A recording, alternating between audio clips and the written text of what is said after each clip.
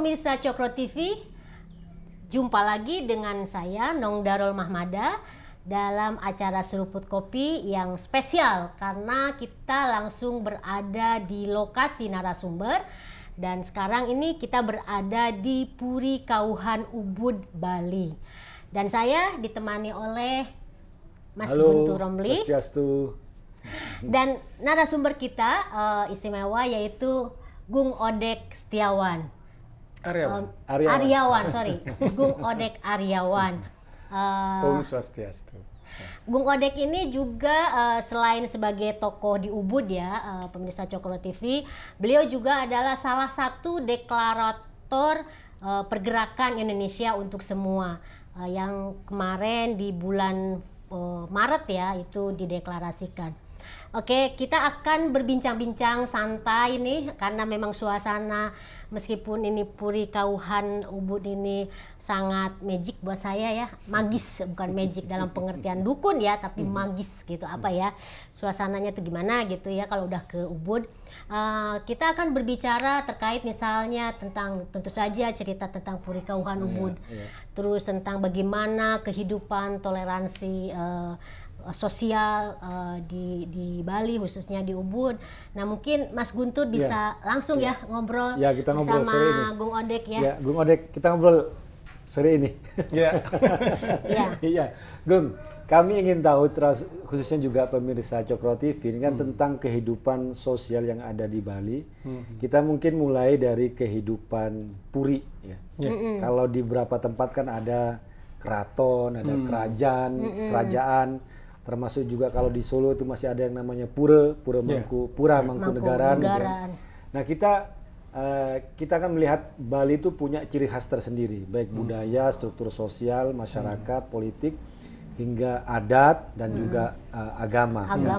Nah kami ingin tahu kehidupan Puri dan juga sejarahnya, kemudian hubungannya dengan masyarakat sekitar, kemudian juga dengan katakanlah konteks saat ini, karena kan ya mungkin tidak hanya saya, tapi juga pemirsa yang lain juga masih punya katanya anggapan Puri itu kan orang tempat tinggalnya para bangsawan yang memiliki jarak status sosial dengan masyarakat.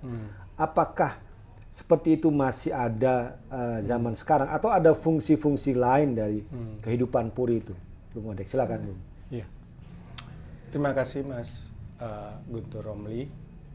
Ya memang benar ya. Dalam masyarakat itu dimanapun kita berada ya termasuk di Bali itu mungkin ada semacam strata ya.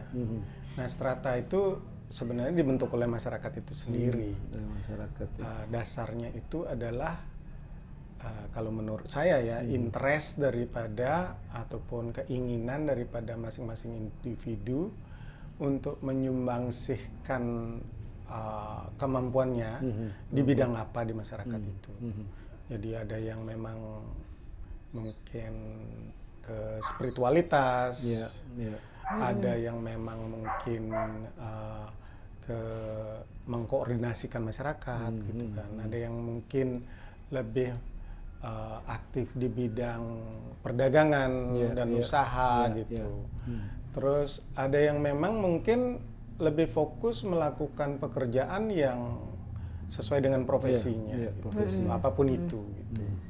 Nah itu dasarnya. Cuman kemudian masyarakat kita ini, kalau khususnya di Bali itu diatur oleh pemerintahan atau kerajaan pada saat itu, diberikan gelar, diberikan sesuatu sehingga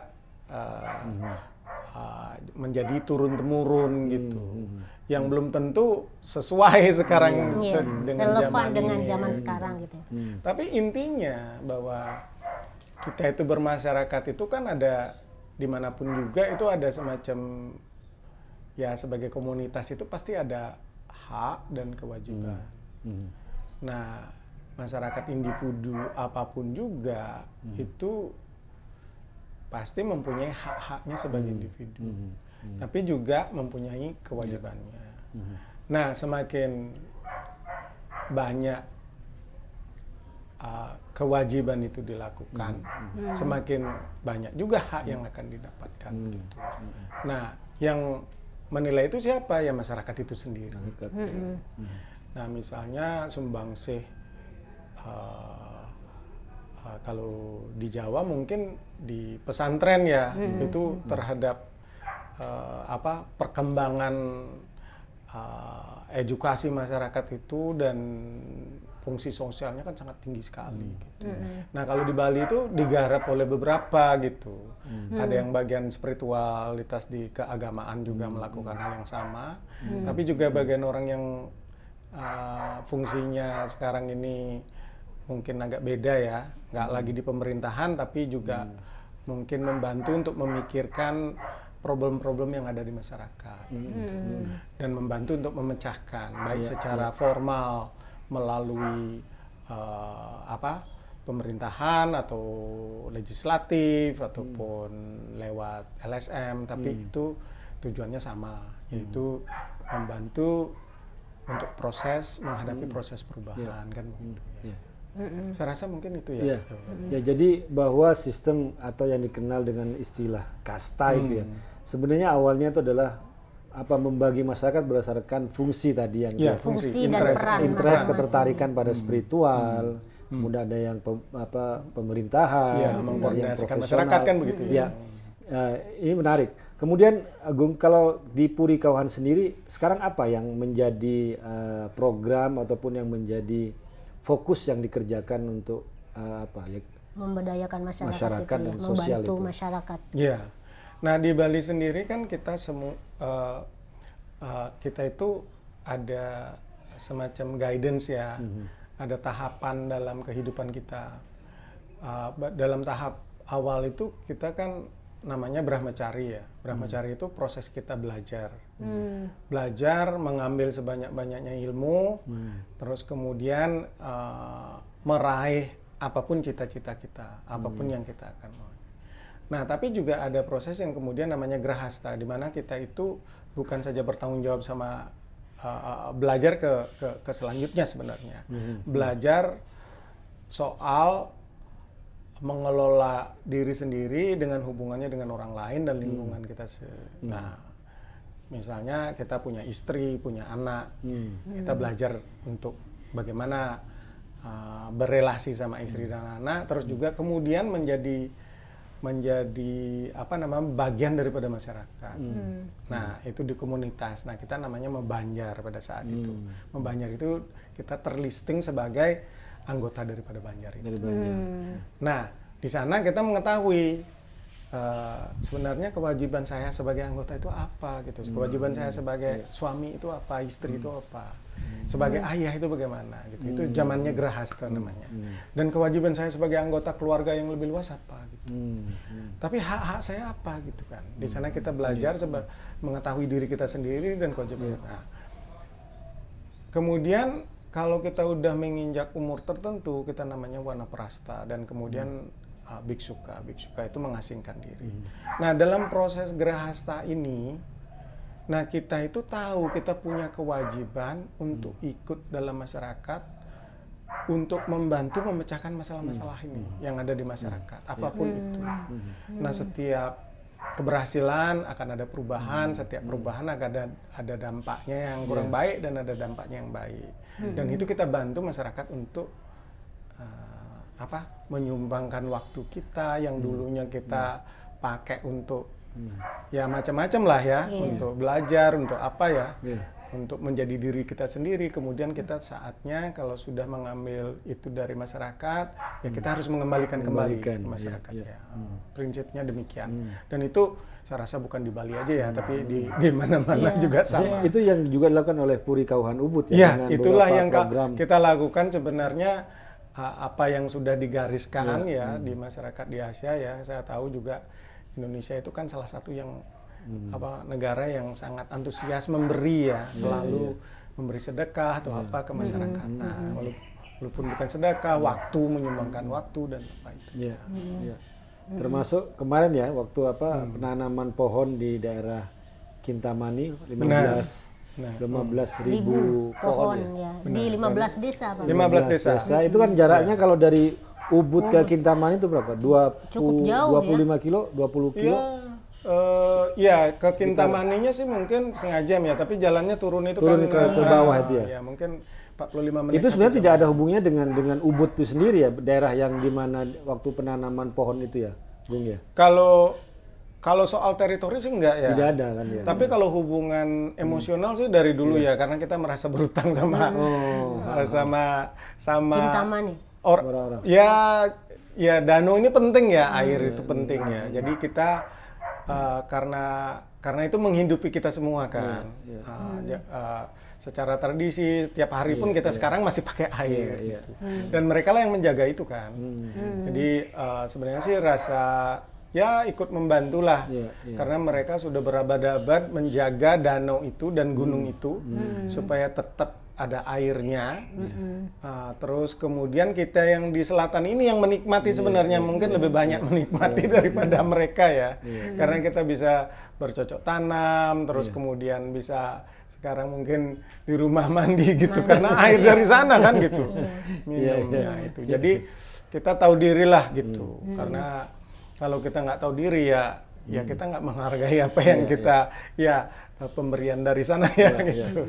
Jadi untuk pemirsa Saling Cokro TV ini kan posisi Ubud itu kan di bawah Kintamani, di bawah selatan. Benar, di selatan ya. Dan itu dianggap bahwa orang-orang Kintamani dengan Danau Baturlah itu yang menjaga sumber air.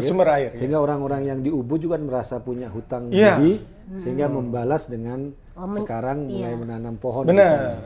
Supaya tetap terjaga ya lingkungannya Jadi gitu. Konteks sebenarnya ini dari dulu kan. Dari dulu itu kita orang-orang tua kita dulu itu kalau ada orang-orang dari daerah Batur itu, daerah danau itu, mereka kan nggak bisa nanam padi karena ya gimana ya? Karena danau kontur tanahnya dan juga danaunya ya ada di bawah mereka gitu. Jadi kan nggak mungkin bawa air naik. Ke atas itu ya. Kalau kita yang di selatan kan airnya turun berupa mata air, berupa sungai dan kita menikmati air danau itu. Nah, orang tua-tua kami itu zaman dulu memberikan pesan ke kami kalau ada orang-orang Batur itu yang dari utara itu yang bawa kacang-kacangan itu ke selatan dan mau menukarkan dengan beras, kalian harus kasih. Berapapun mereka mau kalian harus kasih. Nah, kenapa? Karena kita justru harus berterima kasih sama mereka. Karena kita berutang budi sama mereka karena mereka menjaga air itu. Dan kita menikmati di sini. Makanya ada kita bisa bercocok tanam padi dan segala macam karena mereka yang menjaga airnya di sana. Nah, sekarang ini mereka juga sudah cukup ini ya. Jadi nggak ada lagi yang bawa kacang-kacangan dari sana ke sini. Nah, jadi kan sudah lama itu kejadiannya. Nah, sekarang kita sih cuma mau melanjutkan itu. Tradisi yang ada bahwa mereka pasti perlu bantuan di sana supaya ada semacam berkelanjutan lah untuk pemeliharaan daripada gunung itu. Kan sekarang air itu gampang sekali tercemar, udah dikeroyok macam-macam lah air itu sekarang. Jadi ada macam-macam lah pokoknya yang mencemarkan air. Kita cuma sekedar membantu saja supaya lebih gampang lah. Sana nggak perlu beli bibit lagi ya, kita bantu untuk memberikan bibit. Nah, ini memang menarik, Gung. Jadi saya kan berapa kali udah ke Kintamani. Tapi kalau nyampe Kintamani itu hanya ya di tempat ngopi, terus bisa ngeliat gunung. Di atas kali ya, di atas. Bukan di bawah di kaldera ya. Itu ketika Puri Kauhan bikin acara. Kami baru tahu ternyata di sana ada pura besar di tengah gunung. Selama ini kami kan taunya pura di tengah gunung tuh hanya di Bedugul, di Danau Baratan ya. Yang ada di yang Uang, cantik itu ya. Nah, ternyata di Kintamani juga ada di bawah. Kami baru sadar ternyata ada pura yang bagus di tengah danau dan itu di bawah Kintamani yang selama ini orang banyak datang tapi nggak tahu gitu. Mungkin karena acara Puri Kauhan Ubud juga baru sadar gitu. Sebenarnya pura di tengah air, sungai ataupun mata air itu tuh untuk mengingatkan kita untuk menghormati air. Menghormati air itu, Bang.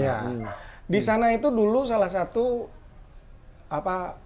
ada mata air yang besar sekali ya dari belerang itu juga. Yang air panas ya. Air panas.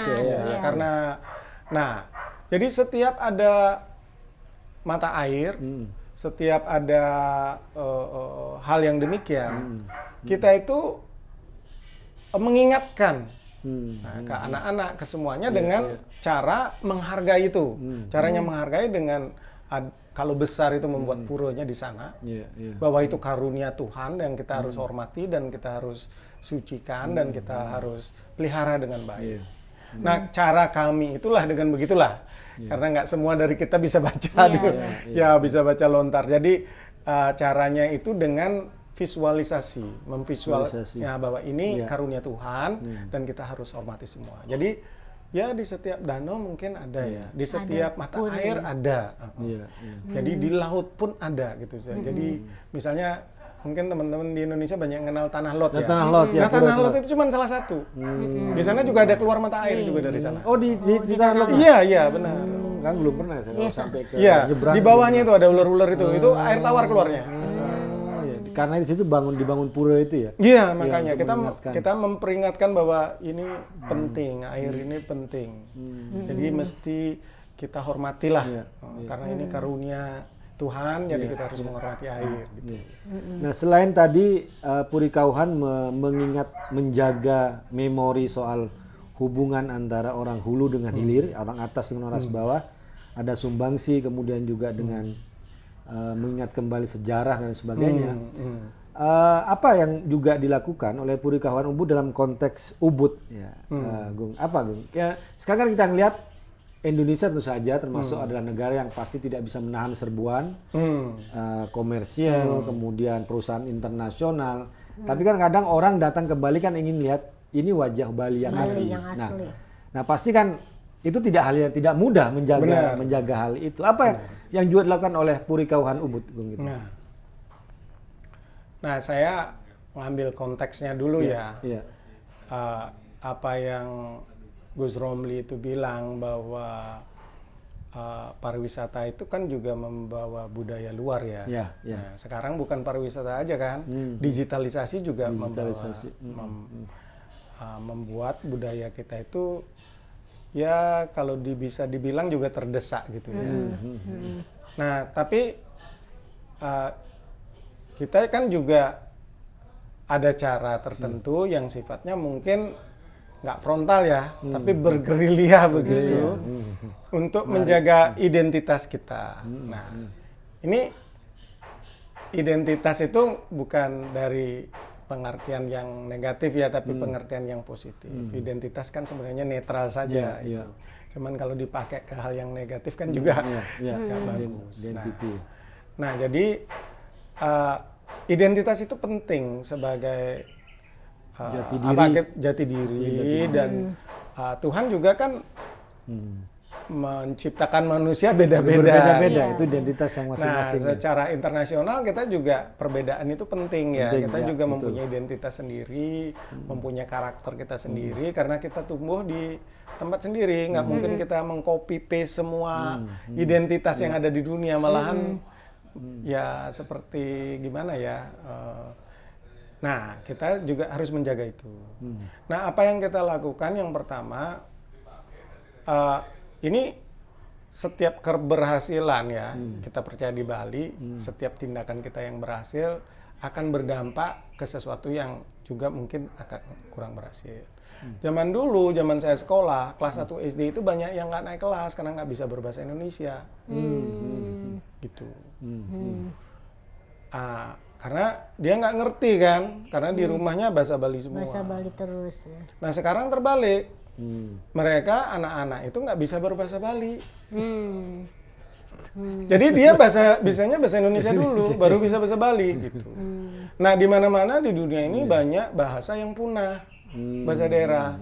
Padahal bahasa daerah itu juga penting ya untuk memperkaya khasanah bahasa yang lainnya ya. Kalau nggak ada pembendaharaan kata di salah bahasa Indonesia misalnya, bisa aja diambil dari bahasa Jawa ataupun bahasa apa ya, bahasa Bali, bahasa Belanda, Sunda gitu. Nah, penting kita itu memelihara bahasa kita sendiri dan itulah yang kami lakukan tahun lalu. Bahwa bahasa itu penting karena bahasa bukan saja soal bahasa mengucapkan, tapi juga cara kita berpikir. Kebanyakan orang miskomunikasi itu bukan karena kemampuan dia berbahasa, tapi caranya berpikir itu nggak bisa diekspresikan dengan baik. Gitu. Salah paham itu juga terjadi karena itu, gitu. Bukan karena kemampuan bahasa gitu. Nah, jadi berbahasa itu penting untuk tetap membentuk cara berpikir juga. Ya. Jadi misalnya kalau di Bali ada etika, kan ada seperti di Jawa ada kalau di Bali istilahnya sorsinggi. Sorsinggi itu ada level bahasa. Oh, strata itu Strata bahasa. Bahasa ya. Nah, itu penting karena kalau kita ngomong sama orang yang kita nggak tahu, kita harus memakai bahasa yang halus. Ya, Kalau di Jawa Romo Inggil apa? Romo Inggil gitu. Romo Inggil. Gitu ya. Nah, itu di Bali itu dipelihara untuk apa? Untuk menjaga jarak tertentu terhadap orang yang itu, untuk intensi kemauan kita yang baik, bahwa kita itu berbahasa yang baik dengan mereka, sehingga mereka saling ada hormat menghormati satu sama lain. Gitu. Mungkin itu konteks di psikologisnya ya. Gitu. Nah, kalau kita nggak ngerti bahasanya, di sini bisa jadi persoalan salah pahaman kan. Kok kasar sekali ngomongnya sama saya gitu. Justru kalau di Bali itu orang ngomong kasar satu sama lain karena keakraban. Kalau nggak akrab kita harus ngomongnya halus. Iya, ada ininya. Mungkin sama juga ya di Jawa kali ya. Jawa juga sama itu. Sama. Jadi kan tradisinya secara nggak dibahas kita udah tahu, orang ini pasti akrab nih. Iya. Malah maki-maki juga bisa simpulkan. Iya, malah sekasar makian mungkin seakrab mungkin gitu. Kalau kayak di Jawa Timur itu kan bahasa yang dianggap setara antar teman-teman itu kan malah yang kasarkan asula apa kayak gitu. Nah, jadi bahasa itu bukan soal kemampuan bicara atau tapi juga secara psikologi mempengaruhi kita, dan tanpa perlu dibilang bahwa kita itu menghormati orang yang kita ajak bicara gitu, karena kita nggak saling kenal gitu kan. Itu udah memberi signal gitu ya, kalau kita ketemu di bemo atau di mana gitu kan. Nah, selain yang tadi yang soal bahasa juga sastra, dan tadi kita udah bicara soal sumbangsi ekologis ya tadi ya, penanaman pohon. Nah, kalau kaitan misalnya dengan ini Gung, agama, kita kan ada kecenderungan, termasuk di agama saya ini agama Islam kan ada istilah itu purifikasi lah ya, karena pengaruh dari luar, dari asal misalnya dari Arab lah kita sebut dengan bukan yang terjadi Islamisasi tapi Arabisasi. Nah, kami juga pengen tahu, Bung, kan Hindu ini kan asalnya disebut dengan dari India, tapi di sini kan ada Hindu yang namanya Hindu Bali. Kalau saya tidak salah, mohon dikoreksi kalau saya, itu ada perbedaan bahwa konteks Hindu Bali dengan Hindu India itu ada perbedaan-perbedaan yang cukup penting banget, beda gitu ya. Nah, di sini Gung Odek dan juga Puri Kauhan melihat hal ini itu seperti apa itu, Gung? Kayak gini, Gung. Ya, begini, kalau kita melihatnya sih agama itu kan filsafatnya, cara kita melakukan kan sesuai dengan tradisi kita masing-masing di daerah masing-masing. Nah, agama yang manapun mungkin sudah ribuan tahun ya lahirnya. Dalam ribuan tahun itu kan mungkin sudah ada prosesnya ya. Nah, proses di India yang negaranya sedemikian luas ya. Itu akan berbeda sekali dengan proses agama yang berada di Nusantara, ataupun yang di Arab juga mungkin akan berbeda ya. Termasuk di India sendiri ya. Di India sendiri berbeda. Perbedaan juga ya. Di Bali juga berbeda sekali, karena Bali kan pulau kecil. Interaksinya lebih gimana ya? Lebih cepat ya, karena penduduknya sedikit. Nah, kalau di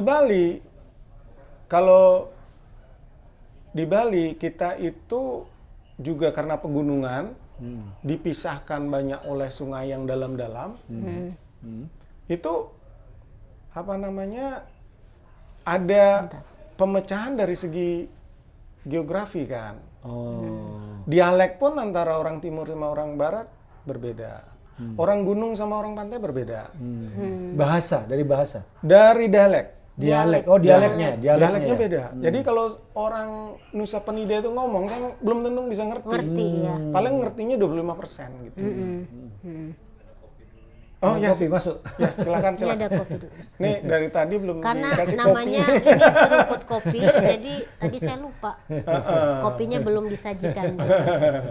Enak sore-sore kita ngopi. Oh ya. Iya. Oh mestinya saya yang nyajiin. Bagus sama aja. Terima kasih. Iya. Matur suksma. Lanjut. Iya. Iya. Dialek tadi perbedaan Nah, jadi antara gunung sama Nusa Penida tadi. Topografi kita itu sangat gimana ya, masif ya, membedakan. Jadi orang itu kan sangat susah untuk nyebrang ke satu tempat ke tempat lain. Dari gunung ke gunung, antara depan danau, belakang danau, sungai, lembah gitu kan. Kan curam sekali di kita. Itu membentuk masyarakatnya yang agak terpisah. Dan bahasanya juga dialeknya bisa Berbeda-beda ya. itu nggak mungkin Seragamkan. Ya. diseragamkan. Iya, iya. Mustahil malah. Mustahil Mustahil gitu. malah itu ya. Ya, ya. Dan kebetulan memang nggak ada sih yang Mau menyeragamkan. tapi memang konflik ya pasti ada ya, kalau sudah ada perbedaan pasti ada konfliknya. Kalau saya nggak salah abad ke-11 itu dari abad ke-7 itu ada banyak sekte masuk ke Bali. Perbedaan itu banyak sekali. Dan kita akrab banget sama perbedaan. Konflik itu banyak terjadi satu sama lain dari abad ke-7 itu. Sehingga pada abad ke-11 itu dekat Ubud di sini ada namanya Samuan III. Samuan itu artinya konferensi atau pertemuan besar gitu. Persamuhan kalau di bahasa Persamuhan Indonesia. Di gitu. Indonesia kalau bahasa Indonesia. Itu ada ya? Ada persamuan? ya persamuhan ya. Permufakatan gitu. Perjamuan, pertemuan. Pertemuan. Ya, Oh pertemuan. iya iya. Nah, Persamuhan ya. 3 gitu. Nah, kenapa 3? Nah, ternyata sekte-sekte ini ujung daripada aliran Brahma, Wisnu, dan Siwa. Oh, Brahma, Wisnu dan Siwa itu ya. Dan 3. Buddha satu lagi sebenarnya. Oh, iya, iya, iya. Nah, ujungnya, tapi kan sektenya banyak. Kalau Wisnu sektenya banyak. Siwa sektenya juga banyak. Jadi masing-masing ini juga sektenya tuh Punya sekte macam-macam Masing-masing sendiri. 3 itu di bawahnya masih ada. Masih ada lagi. Dan itu ada bukti arkeologinya di Sungai Pakerisan ini. Ada konflik mereka banyak. Persamuhan 3 itu di mana? Persamuhan 3. Nah, jadi semua sekte ini berkumpul, terus kemudian dikristalkan menjadi 3 itu, semacam kayak fusi partai pejaman Pak. Iya. Oh, gitu. Iya, fusi partai-partai Islam jadi P3 gitu ya. Yang nasionalis waktu itu jadi PDI. Nah, ini juga di Bali agama begitu ya. Saya dengar itu Pak Harto dengarnya dari itu. Inspirasinya, idenya ya. ini saya nggak tahu ya, nggak bisa direferensi ya. Itu yang disebut dengan Trimurti itu yang apa? Nah, ceritanya demikian. Terus ada seorang pendeta dari Jawa memberikan solusi untuk Kuturan namanya. Gini aja, ketimbang ini desa Golkar atau desa PDIP atau desa Wisnu atau desa Siwa, setiap desa diisi aja ketiganya itu. Brahma, Wisnu, dan Siwa gitu. Oh, di satu desa biar harmonis. Ya artinya semuanya nyembah ke Brahma, Wisnu, Siwa gitu. Oh, difasilitasi. Artinya setiap desa nggak boleh Cuma satu. cuman desa Brahma aja nggak boleh. Itu yang sering jadi pura itu ya? Pura 3. Kayangan 3 namanya. Oh, Kayangan 3, sebut dengan Kayangan 3 itu ya? Jadi setiap desa itu adalah desa, diaturlah desa itu. Strukturnya sesuai dengan zaman itu, negara Kertagama itu. Oh, kalau desa itu, kalau utara itu harus Pura Puse. Karena di sana itu utara itu pusatnya air di gunung. Itu Wisnu. Terus Brahma itu di tengah, karena di sanalah kreativitas akan timbul, pertemuan antar manusia, ide-ide itu. Makanya pura desa itu adanya di tengah kota. Pura Siwa itu di mana diletakkan dekat kuburan. Pura dalam itu ya? Pura dalam. Oh, ya, Dan selalu itu di barat laut. Barat laut ya. Tempat pembuangan gitu. Desa itu ada Maksudnya batu di batas desa. batas selatan desa. Batas selatan desa. Oh.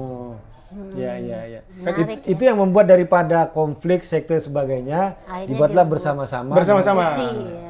Menarik itu. Dan Tapi nggak selesai, Mbak. Itu Nggak selesai. tak berapa ya, tahun berapa Abad ya? 11. Abad 11. 11. Puronya ada sama tiga itu. Abad Sama 11 tiga ya. Jadi solusinya demikian oleh Empu Kuturan ini. Gitu. Nah tapi belum selesai nih, masih konflik. Ada masyarakat yang cuman mau masih Wisnu aja ini. Nah, Brahma aja ya. akhirnya datanglah pendeta dari Jawa lagi, namanya Pedanda Sakti Bawurauh. Nah ini yang itu loh nenek moyangnya Gus Ki gitu. Oh, Gus Ki. Ya, Brahmana di Bali itu asalnya dari beliau. Gitu. Maksudnya Jawa itu zaman Majapahit atau sudah abad keberapa tuh? Iya, zaman Majapahit. Majapahit masih ya. Jadi datang ke Bali memberikan solusi. Gini aja, kalau gitu bikin aja satu pelinggih atau satu bangunan atau satu tempat yang khusus untuk Tuhan. Yang semuanya bisa sembahyang di sana. Bisa sembahyang. Oh, itu maksudnya yang sekarang ada di rumah-rumah itu? Nah, Linggih? sekarang jadi di setiap pura, di setiap rumah sekarang ada itu yang khusus untuk Tuhan. Oh, satu bangunan. Satu bangunan yang tempatnya di utara timur laut ya. Utara timur. Pokoknya yang ngadep sana. Itu khusus untuk Tuhan. Jadi siapa aja bisa sembahyang di sana. Karena ada yang fanatik juga yang aliran yang Brahmana nggak mau sembahyang di pura Wisnu karena dia nggak pura Wisnu itu puranya kesatria. Karena Wisnu menurunkan kesatria kan gitu. Akhirnya dikembalikan ke rumah masing-masing gitu. Nah, terus diciptakanlah namanya Padmasana. Padmasana itu khusus untuk Tuhan, tempat Tuhan gitu. Jadi dari sejarah ciptaan Tuhan, alam semesta itu ada penyu di bawahnya, ada ular, ada apa gitu, sampai tempat Tuhan di atas. Itu ada di semua pura, mau Siwa, Brahma, Mak Dalem, Siwa, itu semua ada? Itu yang menyatukan semuanya. Sekarang sih udah nggak begitu lagi ya. Iya. Dulu itu orang Tapi fanatik. intinya, maksudnya ini ada konflik, terus ini bagaimana menyelesaikan akhirnya itu dapatnya di situ ya? Dapat solusinya Dari Samuan gitu 3, ya. kemudian Iya. menarik. Gitu. Ini pada ribut ngapain kita kasih ini, kita kasih kan itu sih. Jadi ketimbang ada desa yang khusus apa-apa gitu kan, kalau zaman dulu kan gitu. Karena kalau kita lihat Gung ya saya nggak tahu persis, tapi cuma kan hanya baca berita yang ada di India.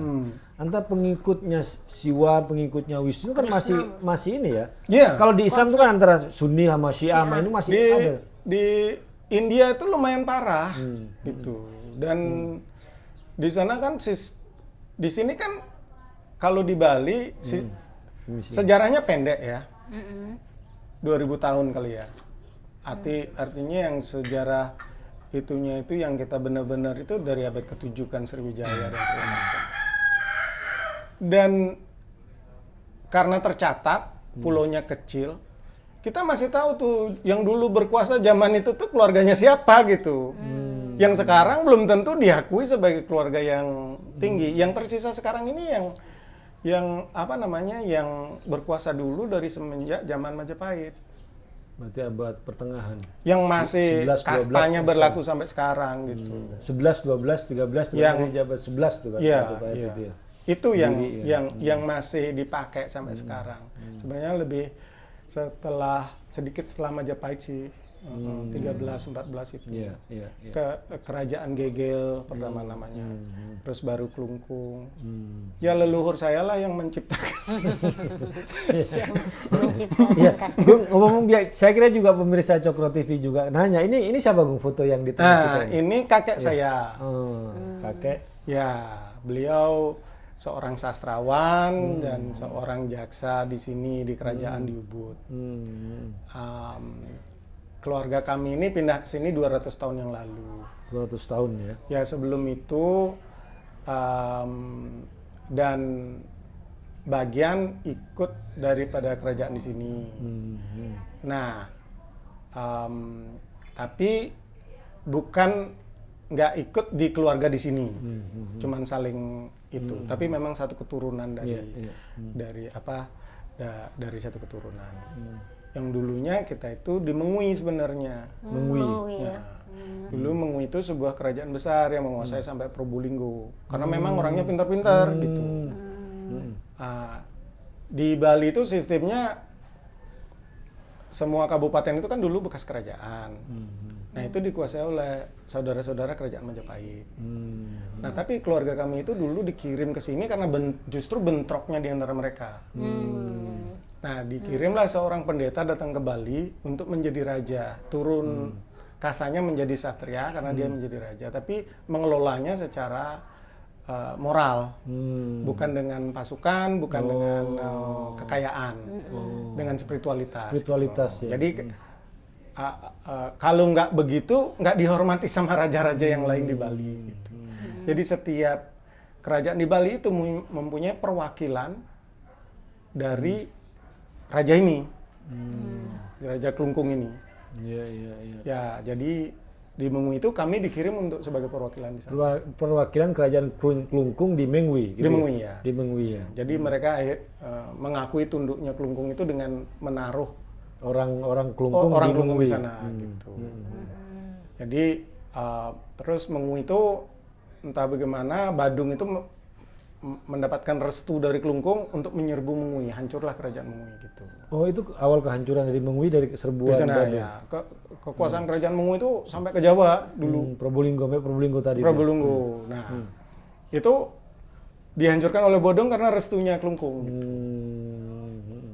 Setelah Mengui tidak ada, keluarga kita pindah ke sini ke Ubud. Oh. Nah, setelah itu Ubud jadi besar karena banyak teknokrat Mengui itu datang ke Ubud untuk membantu. Kekuasaan Ubud meluas jadi itu awalnya Ubud besar karena ada orang besar di Mengui karena diserbu pindah ke sini itu ya. Oh. Makanya kalau dari segi desain tata kota ini bukan kerajaan besar. Kalau kerajaan besar di Bali itu tata kotanya itu jalannya itu ada ukurannya. Jadi ukuran jalan itu kalau lihat di Mengui itu besar-besar jalannya. Itu memang didesain untuk kerajaan besar gitu. Yang paling besar itu sebenarnya di Gegel. Itu ngikutin ya lebih kecil dari Majapahit tapi ngikutin sana ukurannya. Semua di Bali ada ukurannya kayak rumah ini semua ada ukurannya. Sesuai dengan ilmu itu ya. Arsitektur Bali. Jadi sesuai dengan fungsinya di masyarakat, besar rumahnya. Karena yang akan datang pasti lebih banyak gitu kalau besar gitu. Ini kakek zamannya udah ada foto sama ini, Gung? Zaman Belanda. Zaman Belanda ya. Jadi beliau bisa bahasa Indonesia, bisa bahasa Cina, bisa bahasa Belanda dikit-dikit. Bisa Belanda. Gitu. Kok bisa bahasa Cina gimana ceritanya itu? Nggak ngerti ya. Mungkin otodidak menarik kali karena enggak berarti itu kan sudah ada hubungan antara orang-orang Cina dengan orang Bali sendiri. Karena dulu apa itu? Itu kan dulu senjata bedil itu sangat penting untuk perang. Dan itu dari Cina senjata bedil. Dari Singapura. Selundupannya itu ya. Jadi penting untuk bisa bahasa Cina. Bahasa Cina karena hubungan dengan Singapura untuk dapat itu ya senjata. Iya. Menarik. Dan ini yang di Ubud ini ya. Ubud itu menang perang terus, jadi tambah luas makanya kaya. Di zaman itu. Gitu. Jadi kekuasaannya dari Kintamani itu sampai ke laut, ke Ketewel. Sampai Sukowati selatan itu, ke Ketewel itu ya. Itu di wilayah Ubud. Ubud ya. Yang terakhir kerajaan yang menang perang itu Ubud, makanya berlanjut terus sampai ketika Belanda menyerang itu kekuasaannya udah meluas gitu. Makanya berlanjut gitu. Ini saya mau nanya nih soal ini kan Bali jadi semacam kota pariwisata ya, dan selalu dianggap bahwa karena faktor terbukanya itu loh, masyarakatnya yang terbuka, welcome gitu kan, dan itu selalu dikaitkan dengan agama dan tradisinya. Kan selalu dibandingkan tuh misalnya Bali, Lombok atau mana gitu kan, NTT gitu kan. Tapi yang maju itu pariwisatanya ya Bali gitu. Apa betul karena faktor agama, padahal tadi kita udah berbincang ya soal agama tadi ya. Saya rasa gimana ya? Atau karena memang masyarakatnya aja gitu ya? Saya rasa sih bukan ya. Karena bukan agama ya, tapi mungkin tradisi ya. Itu pun tradisi cuman bisa berlangsung kalau ekonominya baik kan. Tapi kan kita ngomongin pariwisata ini ya. Saya pernah cerita, saya mungkin bisa diceritakan soal ironi. Nah itu. Menarik itu. Nah, awal mula pariwisata Bali. Begini, pariwisata itu timbul kan dimungkinkan kalau ada transportasi massal yang cepat. Ya kan? Revolusi industri itu kan akhir abad ke-19. Ya kan? Makanya Belanda mulai menguasai secara teritorial seluruh Indonesia itu kan 1900 sekian kan. Yang masif dikuasai. Masif ya. Karena ada industri revolusi industri, ada ditemukan mesin uap, sehingga transportasi ke Belanda itu lebih cepat. Yang dulunya 6 bulan pakai kapal layar menjadi 1 bulan, 2 bulan, sehingga angkutan itu bisa lebih banyak. Terus pabrik-pabrik itu juga ada ininya kan, pakai uap itu kan, jadi bisa prosesnya bisa lebih banyak dan jualannya bisa lebih banyak gitu. Belanda pokoknya tambah kaya lah 19 itu. Makanya di Puputan itu kan tahun 1906 yang pertama, yang terkenal itu Puputan Badung. Puputan Kelungkung 1908. Bali itu dikuasai secara menyeluruh setelah 1908. Nah, dikuasai oleh Belanda ya. Oleh Belanda. Cuman begini, Bali kan kecil sebenarnya. Belanda itu ngapain sih nguasain Bali yang kecil gini, kan tanah Indonesia luas. Tapi kan ada penduduknya yang bercocok tanam apa. Mereka bikin jualan sesuatu kan, yang orang misalnya disuruh bisa dipaksa untuk nanam sesuatu gitu. Yang mereka bisa proses untuk dijual di luar negeri gitu kan, di Belanda. Di Belanda. Nah tapi kemudian kan mungkin di Bali ini karena sering adanya perang satu sama lain kali ya, puputan itu hal yang biasa sebenarnya. Artinya antara orang Bali, karena nggak mau dikuasai gitu. Nah tapi zaman itu udah ada kamera kan, udah ada jurnalisme, dan banyak negara Eropa itu saling bertengkar semua, itu Perang Dunia Pertama itu kan, satu sama lain itu untuk yang ngaku siapa yang lebih bagus lah gitu, lebih beradab lah gitu kan gitu. Nah, sedangkan kolonialisme itu kan sebenarnya jargonnya mensiviliskan atau memanusiakan manusia gitu kan. Nah, tapi kan ketika mereka berhadapan dengan orang di Bali, perempuan ikut bawa keris perang gitu kan. Mereka nggak takut peluru gitu, sampai kayak kesurupan itu pingin. Nah, orang Eropa itu melihatnya, ya kalau memang ini sesuatu yang beradab, kenapa orang ini pingin merdeka? Mungkin mereka punya keyakinan tertentu bahwa cara mereka hidup itu mungkin bagus gitu. Yang mereka pingin perjuangkan, mereka nggak mau dikuasai orang lain gitu. Kan itu pertanyaannya gitu. Kenapa kok mereka sangat ini ya untuk dikuasai, bukan disambut itu tentara Belanda itu kan begitu mungkin ya. Malah dikritiklah Belanda itu di Eropa. Karena waktu itu udah ada jurnalis, ada kamera yang mengabadikan itu, sangat tragis sekali. Melaporkan istilahnya. Melaporkan kejadiannya, kayak sekarang dulu kan ada embedded journalism itu yang perang Irak. Itu mungkin dulu begitu, cuman Belanda nggak nyangka wah, jurnalis Prancis ini mau justru mengkritik yang pertama kan yang itu kan apa revolusi Prancis itu kan mengkritik kolonialisme juga kan gitu. Nah itu dilaporkan di Eropa gitu. Dan itu yang membuat Bali meledaklah beritanya di sana bahwa kolonialisme itu nggak selalu bagus kan gitu. Ini kok tertariklah banyak jurnalis datang ke sini. Apa sih yang diperjuangkan orang-orang ini kok nggak mau dikasih sesuatu yang bagus gitu? Ini awal sentuhan orang Bali dengan dunia dengan Eropa. Oh sudah ada sebelumnya. Sudah ada sebelumnya. Tapi ada. Lewat trade aja gitu.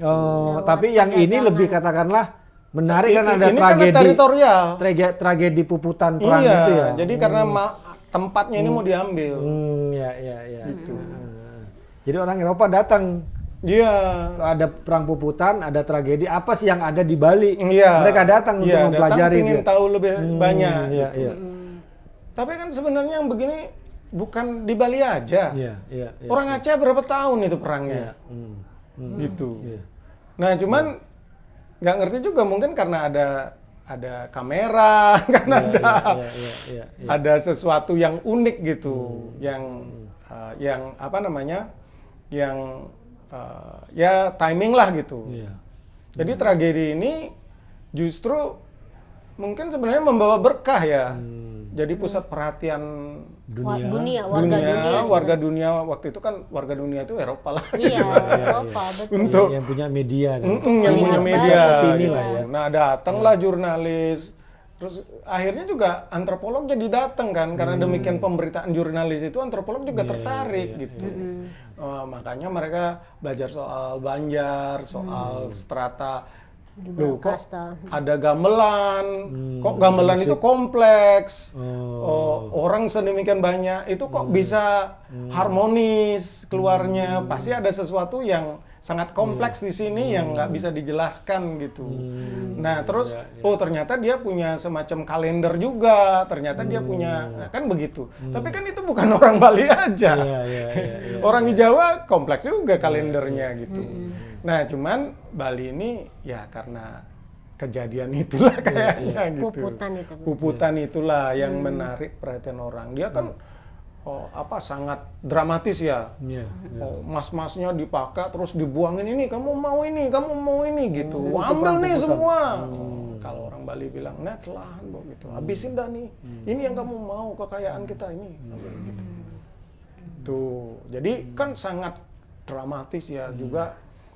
Ya kalau di Bali kan perangnya itu semua dimagisin kan gitu. Orang ngangkut badi aja dimagisin gitu kan.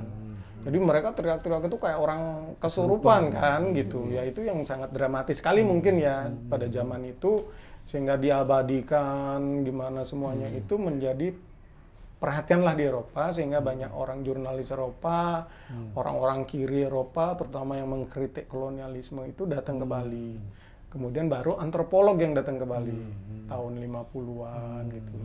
Datang 40-an datang ke Bali gitu. Nah, dari situlah nama Bali itu mungkin dikenal ya setelah itu ya.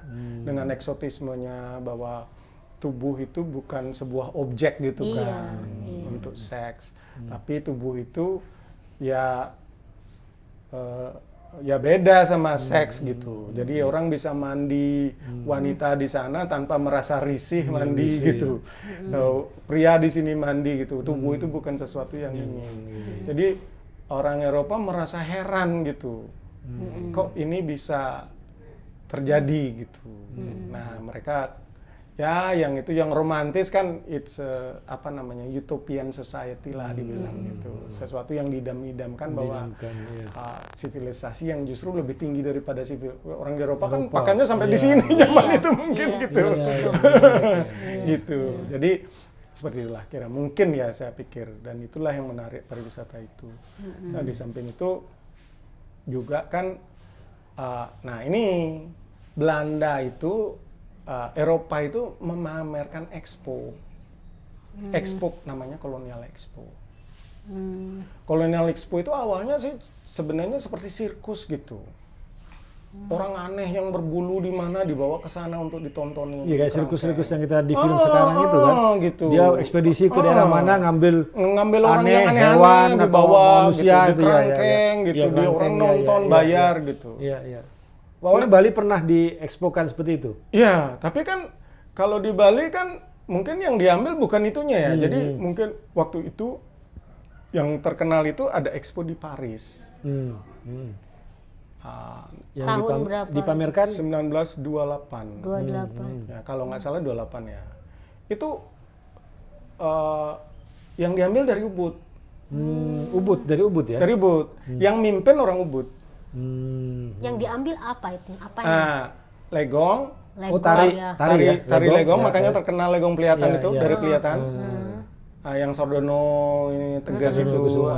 Terus kemudian ini bangunan Bali. Arsitektur Jadi dia buat puri itu. Oh, lengkap. Lengkap. Oh, ada puri, ada pura ya. Ada pura. Jadi bangun seperti yang bangun. Struktur rumah Terus Bali. ada main gamelan di sana, orang di situ tercengang pertama kali. Nah, itu membuat komposer Eropa itu pengen datang ke sini. Karena dengar bunyi. Bunyi itu yang sangat kompleks dan aneh itu. Gitu. Mereka kan baru pertama kali dengar bunyi gitu, mereka ya beda ya sama orkestra dari luar itu beda sekali. Dan mereka bingung sekali kok itu bisa mengeluarkan suara yang demikian kan ada bambunya kan kayak gamelan Jawa juga ada ininya gitu dibawa ke sana.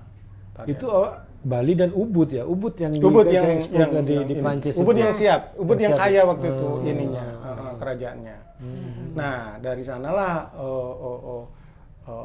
diundang kemudian kemana-mana, ke Vatikan, ke Italia, kemana-mana untuk performance. Yang ekspedisi yang itu ya, yang itu legong itu ya, gitu. sama gamelan itu ya. Sampai semuanya dapat hadiah mobil waktu itu kalau nggak salah Alfa Romeo atau apa dibawa kubut gitu loh. Jadi saking mereka sangat orang Italia itu sangat menghargai sekali itunya gitu, senang sekali gitu. Nah itulah yang mungkin ya yang melanjutkan pariwisata itu. Makanya di Ubud ini juga istilahnya itu turisnya itu banyaknya Eropa. Mungkin juga karena jejak-jejak itu ya. Nah, jadi Ubud itu sih sebenarnya bukan kalau kerajaan biasanya ya. Kalau kota di Jawa atau kerajaan di Jawa itu kan mengumpulkan orang-orang terbaik ya, seniman gitu. Ada seniman keris pasti adanya di kota kan. Kalau seniman tari, seniman gamelan. Jadi ada desa yang khusus bikin keris, ada yang semacam itu patung dan sebagainya. Ubud ini dulu nggak punya. Ubud nggak punya. Karena dulu kerajaan kecil, baru terbentuk kan.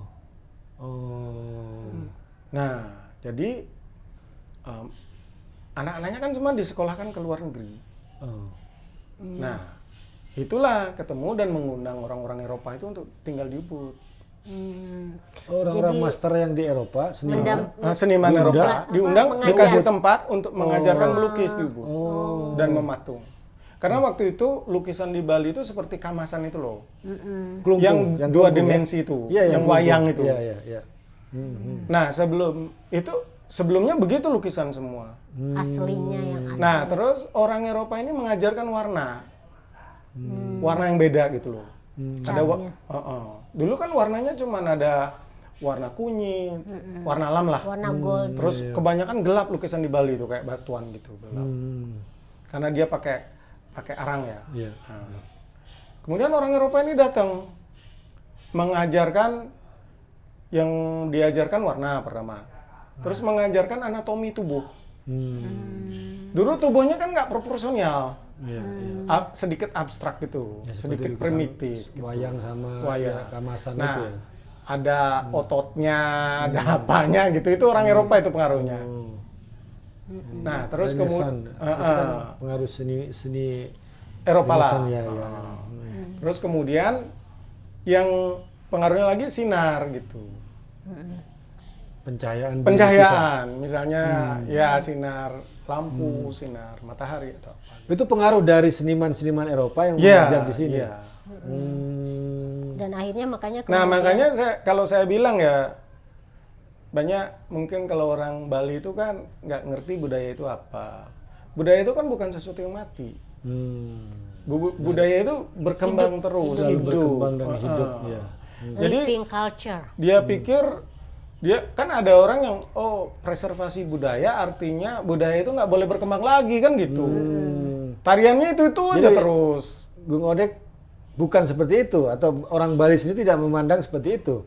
Mestinya nggak begitu ya, karena Bali yang 100 tahun yang lalu udah beda sama yang 200 tahun yang lalu kan gitu.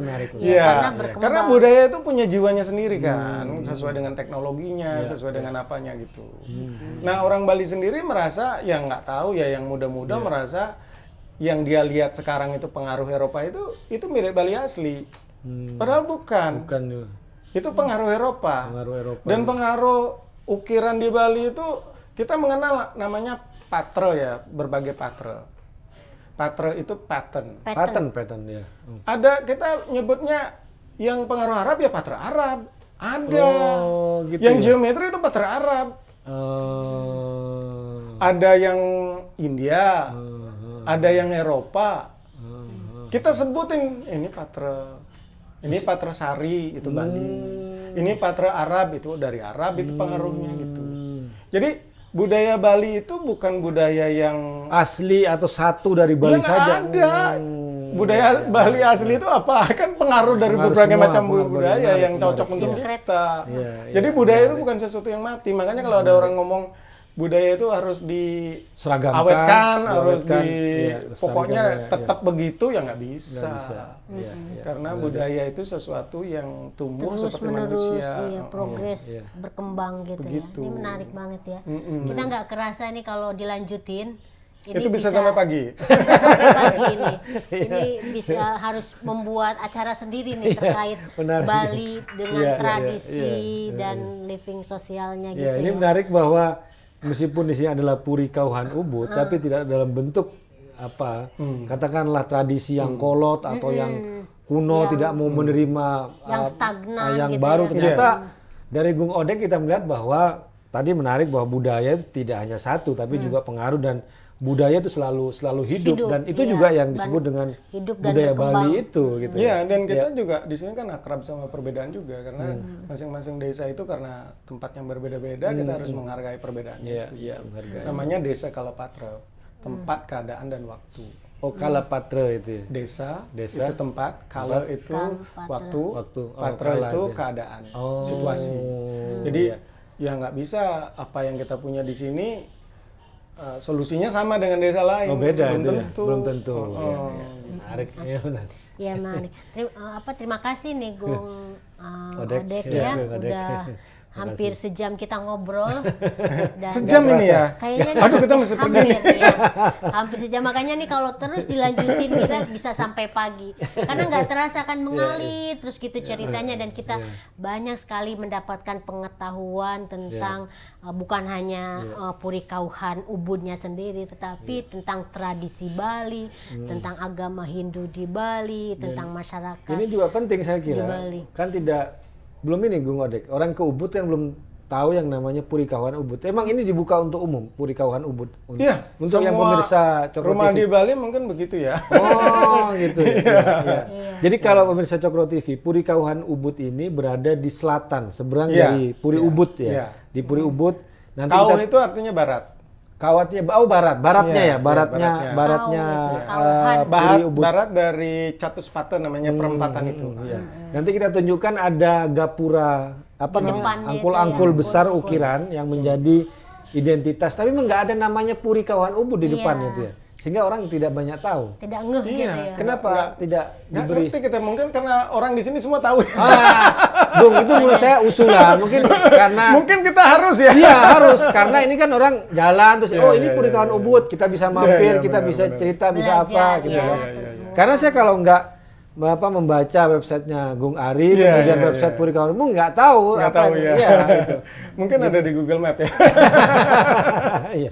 Ya, Iya, iya. oke, tadi disampaikan oleh Mas Guntur. Jadi Iya. untuk lebih mengenal tentang apa itu Puri Kauhan Ubud juga udah ada websitenya. Jadi pemirsa Cokro TV bisa search lah purikauhanubud.org gitu ya. Jadi .org, ya. tinggal dibaca apa kegiatannya Instagramnya dan juga semua ada. lain-lainnya. Iya, Ya. iya. Jadi sekali lagi terima kasih. Matur Terima suksma, kasih, Gung ya. Odek. Matur Ya, suksma. juga pemirsa Cokro TV, kita yang tadi saya sampaikan banyak sekali belajar. Dan ini tentu saja bukan hanya untuk pemirsa Cokro TV yang di Bali ya, tetapi juga untuk seluruh masyarakat Indonesia mengenal tradisi Indonesia, khususnya Bali yang sangat kaya sekali. Iya. Oke, pemirsa Cokro TV, undur diri dulu. Kita Terima akan kasih. ketemu lagi di seruput kopi berikutnya. Kita minum kopinya, kopi sore, Kopi Kintamani, Kopi. Arabica. Kintamani. Seruput kopinya dulu.